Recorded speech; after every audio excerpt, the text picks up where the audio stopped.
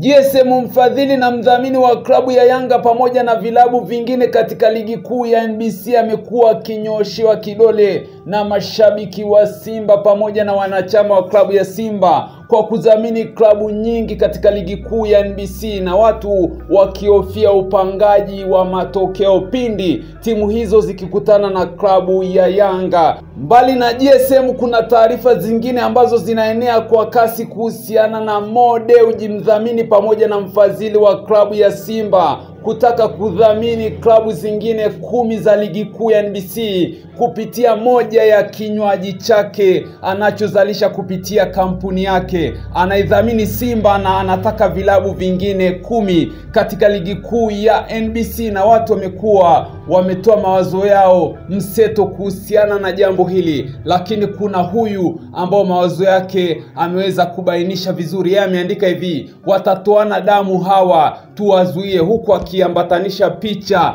ya GSM pamoja na Mo Dewji na kuendelea kwa kuandika hivi: hii haitakuwa na afya kwenye ligi yetu, tuwazuie. Hizi taarifa kuhusiana na mwenyekiti wa bodi ya wakurugenzi wa klabu ya Simba Mohamed Dewji kutaka kudhamini timu 10 za ligi kuu ili kutangaza kinywaji chake kipya si habari nzuri kwa mustakabali wa ligi yetu. Tunapambana kuona kuna fair competition kwenye ligi yetu ili tupate ligi bora, lakini watu wazito wamevamia ligi yetu na kuweka mzigo. Kwa sasa hakuna usawa na ushindani. Kwa GSM tumepiga sana kelele, leo Mo Dewji naye aingie, si itakuwa msongamano. Hatuzuii wawekezaji kuwekeza kwenye hizi timu, tunachohitaji ni mabwenyo wasiokuwa na udhamini katika hizi timu kubwa mbili. Kama kuna mabwenyo nje ya vilabu hivi au nje ya mpira itakuwa poa zaidi. Hii ni nukuu ya moja ya posti ambayo inasambaa katika mitandao ya kijamii, na hii ni mara baada ya kuvuma taarifa kwamba